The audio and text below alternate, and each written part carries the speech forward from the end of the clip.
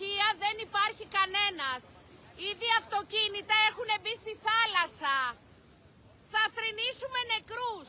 Μιλάμε από το πρωί στο 112 και στην πυροσβεστική και υπάρχει πλήρη αδιαφορία. Κινδυνεύουν άνθρωποι με μικρά παιδιά. Βλέπετε μπροστά μου αυτοκίνητο και άλλο στη μέση της θάλασσας. Υπάρχουν αυτοκίνητα μέσα στη θάλασσα. Το ρέμα έχει σπάσει, βλέπετε όλο το ποτάμι.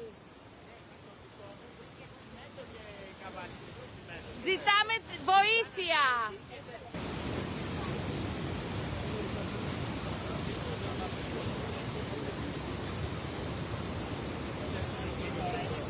Κοιτάξτε σας παρακαλώ πίσω το ποτάμι τι ορμή έχει. Έχει σπάσει το ποτάμι, σας παρακαλώ στείλτε βοήθεια, δεν απαντάει κανένας και πουθενά.